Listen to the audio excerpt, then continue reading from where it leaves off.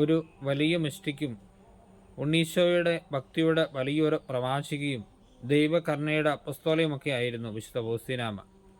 ഫൗസ്തീനാമ്മ ഒരിക്കൽ തനിക്കുണ്ടായ ഉണ്ണീശോയുടെ ഒരു ദർശനത്തെപ്പറ്റി തൻ്റെ ഡയറിക്കുറിപ്പിൽ ഇങ്ങനെ രേഖപ്പെടുത്തുന്നുണ്ട്. 1937 ക്രിസ്മസ് ദിവസം പാതിരാ കുർബാനയ്ക്ക് വേണ്ടി ഫൗസ്തീനാമ്മ ചാപ്പലിലെത്തി. ഇങ്ങനെയാണ് രേഖപ്പെടുത്തിയിരിക്കുന്നത്: ചാപ്പലിലെത്തിയ ഉടനെ ഫൗസ്തീനാമ്മ ഒരു ധ്യാനത്തിലായി. ആ സമയത്ത് ഫൗസ്തീനാമ്മയ്ക്ക് ഒരു ദർശനം ഉണ്ടാവുകയാണ്, പുൽക്കൂടിന ദർശനം. പരിശുദ്ധാമ്മയും യേശുപിതാവും ഉണ്ണീശോയും അടങ്ങുന്ന പുൽക്കൂട്. ഏതാനും നിമിഷങ്ങൾ കഴിഞ്ഞപ്പോൾ ഫൗസ്തീനാമ്മ ഉണ്ണീശോയുടെ അടുത്തേക്ക് പോയി. ഉണ്ണീശോയും ഫൗസ്തീനാമ്മയും തന്നെയായി. ആ സമയത്ത് ഫൗസ്തീനാമ്മ ഇങ്ങനൊരു കാഴ്ച കാണുകയാണ്.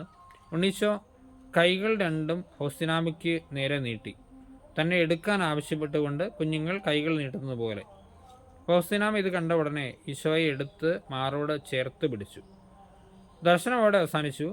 ആ സമയത്ത് തന്നെ ഈ വിശുദ്ധ കുർബാന സ്വീകരണത്തിൻ്റെ സമയവുമായി. ഫൗസ്തീനാമ്മ പിന്നീട് ഇതിനെപ്പറ്റി രേഖപ്പെടുത്തിയിരിക്കുന്നത് ഇങ്ങനെയാണ്: ഈശോയുടെ തിരുഹൃദയം നമ്മുടെ ഹൃദയത്തോട് ചേർത്ത് വയ്ക്കാൻ ഈശോ എന്തുമാത്രം ആഗ്രഹിക്കുന്നുണ്ട്. ഇത് സംഭവിച്ചത് വിശുദ്ധ കുർബാന സ്വീകരണത്തിന് തൊട്ട് മുമ്പാണെന്നുള്ളതും ഒരു വലിയ സന്ദേശം നമുക്ക് തരുന്നുണ്ട്. വിശുദ്ധ കുർബാന സ്വീകരണത്തിലൂടെ നമ്മൾ യഥാർത്ഥത്തിൽ ചെയ്യുന്നത് അങ്ങനെയാണ്. ഈശോയുടെ തിരുഹൃദയം നമ്മുടെ ഹൃദയവുമായി ചേർത്ത് പിടിക്കുന്ന മനോഹരമായ നിമിഷങ്ങളാക്കി വിശുദ്ധ കുർബാന സ്വീകരണ സമയത്ത് നമുക്ക് മാറ്റാം. അങ്ങനെ ഈ ക്രിസ്മസിന് ഈശോയ്ക്ക് വലിയൊരു സമ്മാനം നമുക്ക് കൊടുക്കാം. അങ്ങനെ വിശുദ്ധ കുർബാന സ്വീകരണ സമയങ്ങളൊക്കെ നമുക്ക് ഒരു വലിയ അനുഭവമാക്കി മാറ്റാം.